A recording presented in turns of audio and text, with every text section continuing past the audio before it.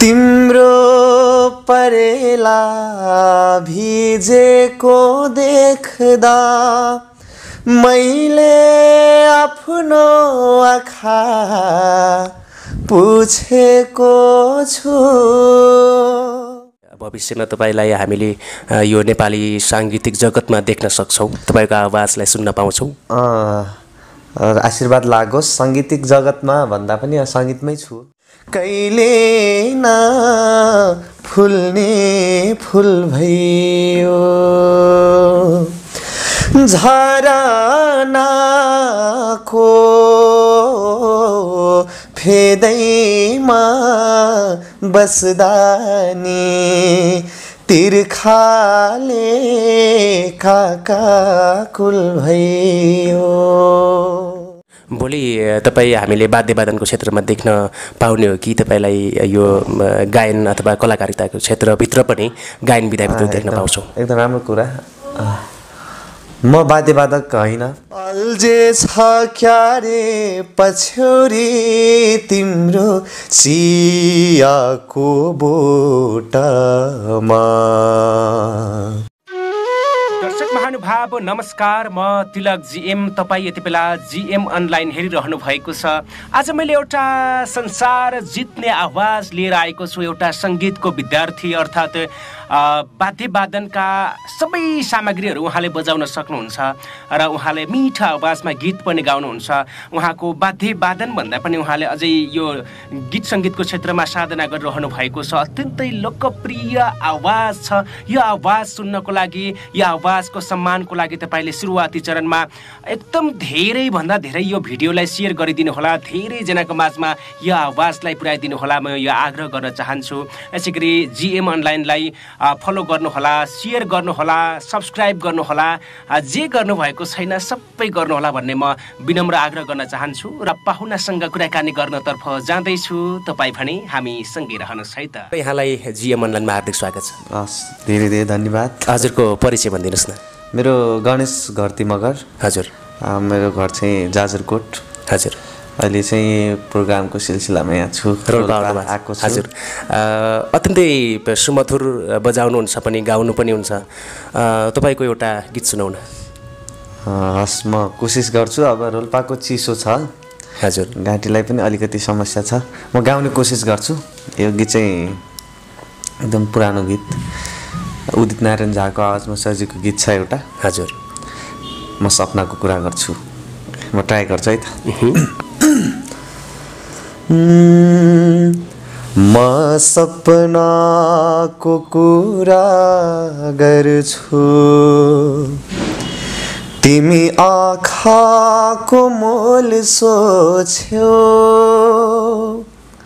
म सपनाको कुरा गर्छु, तिमी आँखाको मोल सोच्यौ। म ढुकढुकीको बयान गर्छु, तिमी मुटुको ताल खोज्यौ। म सपनाको कुरा गर्छु, तिम्रो परेला भिजेको देख्दा मैले आफ्नो आँखा पुछेको छु। ओ तिम्रो परेला भिजेको देख्दा मैले आफ्नो आँखा पुछेको छु। तिमीले पाएको हरेक चोटमा म दुखेर कराएको छु। म दुखेर कराएको छु। म इन्द्रेणीको कुरा गर्छु, तिमी आकाशको मोल सोच्छौ म ढुकढुकीको बयान गर्छु तिमी मुटुको ताउल खोज्यौ म सपनाको कुरा गर्छु। Thank you. आहा, अत्यन्तै मिठो गाउनुहुन्छ। यो आवाजलाई देशले चिन्नुपर्ने र देशलाई चाहिने आवाज हो। अत्यन्तै मिठो गाउनु भएको छ। कसरी यस्तो मिठो गीत गाउने अथवा यो आवाज कसरी बनाउनु भयो तपाईँले? अब सङ्घर्ष छ। सङ्गीत सिक्नु भएको छ? सङ्घर्ष सिक्दैछु। सङ्गीतको विद्यार्थी पनि हो। हजुर। भनेपछि भविष्यमा तपाईँलाई हामीले यो नेपाली साङ्गीतिक जगतमा देख्न सक्छौँ, तपाईँको आवाजलाई सुन्न पाउँछौँ। आशीर्वाद लागोस्। साङ्गीतिक जगतमा भन्दा पनि सङ्गीतमै छु अहिले पनि। नचिनेको नाम होला त्यो छुट्टै कुरा छ। सङ्गीत छँदै नै छ। सायद रोल्पामा तपाईँ पहिलोपटक आउनुभयो? रोल्पा पहिलोपटक। त्यही भएर पनि हामीले तपाईँको आवाज सुन्न नपाएको हुनसक्छ। हुन्छ, तपाईँले अर्को लोकदोहोरी विधाबाट पनि गीत गाउनुहुन्छ, अन्य विधा पनि गाउनुहुन्छ कि होइन? हजुर। एउटा मिल्छ भने म एउटा पुरानो गीत लोकगीत गाउने कोसिस गर्छु है त। चोखो माया जल्लिने तरबार भो जल्लिने तरबार भो मलाई मुटु दिनेको घरबार भो कहिले न फुल्ने फुल भयो झरनाको फेदैमा बस्दा नि तिर्खाले काकाकुल भयो जल्लिने तरबार भो जल्लिने तरबार भो मलाई मुटु दिनेको घरबार हो कहिले न फुल्ने फुल भयो झरनाको फेदैमा बस्दा नि तिर्खाले काकाकुल भयो झरनाको फेदैमा बस्दा नि तिर्खाले काकाकुल भयो। हस्, धन्यवाद। हजुर, झरनाको मुनि बस्दा पनि तिर्खाले काकाकुल भयो। अत्यन्तै यो मिठो आवाजमा गाउनु भएको छ। तपाईँले बजाउने कुन कुन बाजाहरू बजाउनुहुन्छ? बजाउने सबै बाँसुरी त बजाएको छैन, ट्राई गरेको छैन। हजुर, तर अब मैले प्राय सबै कोसिस गर्छु। प्रोफेसनल त केही पनि छैन। हजुर, अब अलिअलि बजाउने सबै गर्छु, मादलहरू, किबोर्ड, अक्टोप्याडहरू। हजुर, भोलि तपाईँ हामीले वाद्यवादनको क्षेत्रमा देख्न पाउने हो कि तपाईँलाई यो गायन अथवा कलाकारिताको क्षेत्रभित्र पनि गायन विधाभित्र देख्न पाउँछौँ? एकदम राम्रो कुरा। म वाद्यवादक होइन वास्तव भन्दाखेरिमा, होइन। अब गीत सङ्गीत सिक्दै गर्दा, सङ्घर्ष गर्दै गर्दा दोहोरी क्षेत्रमा पनि प्रवेश भयो।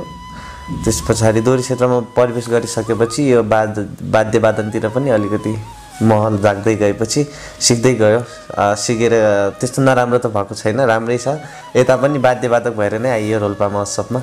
हजुर, एउटा संजोग जुर्यो। एउटा कलाकार भइसकेपछि हरेक क्षेत्रमा सिप हुनुपर्छ। जस्तै उदाहरण तपाईँ गाउने पनि गाउनुहुन्छ, बाजा पनि सबै बजाउनुहुन्छ भनेपछि सबै सिप भयो भने खेर जान्न। हजुर, त्यो एकदमै अत्यन्तै खुसी लागेको छ तपाईँको निकै व्यस्त समयको बावजुद पनि हामीलाई थोरै समय व्यवस्थापन गरिदिनु भएको छ। अन्त्यमा यो एउटा हामीले तपाईँको गीत सुनेको थियौँ कि यो सल्लाह झै आमा भन्ने एकदम आलापसहित यति मिठो गाउनु भएको थियो, छोटोमा मिल्छ भने गाइदिनुहोस् न। स्वर्गीय स्वर सम्राट नारायण गोपालको गीत हो यो चाहिँ। एकदमै धेरै जनमानसमा मन मस्तिष्कमा बसेको गीत हो, एकदमै पुरानो गीत, लोकगीत, लोक फ्लेभरको आधुनिक टाइपको गीत हो। गाउने कोसिस गर्छु है त। अलिकति फेरि घाँटीको समस्या छ, यो गीत अलि आफैमा अप्ठ्यारो पनि छ, गीत पनि छ, जति सुन्न सजिलो छ अलि गाउनमा अलिक अप्ठ्यारो नै लाग्छ। सल्लाह छै आमा भन्नुभयो होला सायद। हजुर म ट्राई गर्छु है।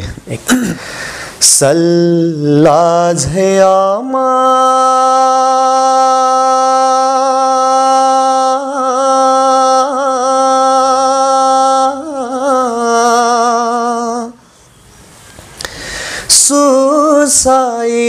सुसाइराहिन्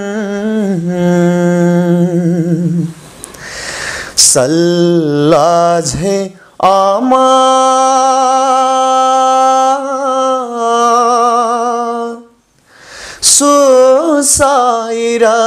सुसाइराहिन्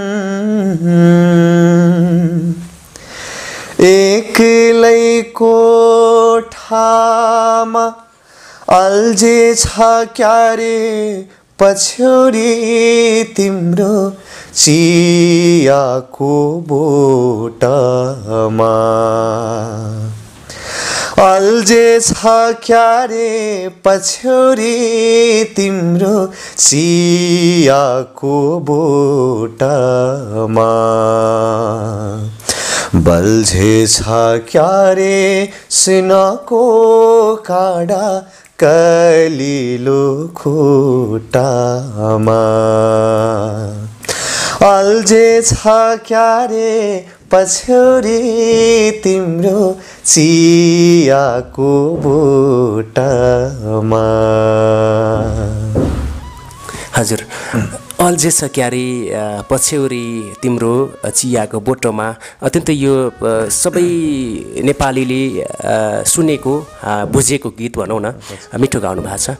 तपाईँलाई धेरै धेरै धन्यवाद छ। तपाईँको समय थिएन र पनि मैले समय थिएन भन्दा पनि हजुर समय त थियो नै। हजुर, अलिकति समय त्यस्तो नभेट्ने अनि त्यस्तो व्यस्त कलाकारहरू त परिन त्यसै न। ठिक छ, हुन्छ, भोलि हामी फेरि पनि तपाईँसँग। हजुर, मेरो अलिकति बस्ने वातावरण राम्रो तरिकाले बसौँला, कुनै समय मिलेछ भने। अहिले हामी यस्तै छ रोल्पाको चिसोले। हजुर हजुर, अहिले त्यति राम्रो पनि भएको छैन, अलिकति हेल्थलाई पनि स्वास्थ्य अवस्था पनि अलिक गाह्रो भएको छ। बावजुद पनि मैले हजुरको कुरालाई नकार्न सकिनँ, कोसिस गरेको छु। त्यति राम्रो गाउन सकेको छैन, राम्रो गाइनँ होला, त्यसको लागि कतै त्रुटि भए क्षमा माग्छु। तपाईँलाई धेरै धेरै धन्यवाद छ। पृथ्वी गोलो छ भन्छन्, फेरि हाम्रो भेट हुन्छ। अवश्य पनि। हजुर, हुन्छ, तपाईँलाई धेरै धेरै धन्यवाद छ। हस्, थ्याङ्क यू। Thank you.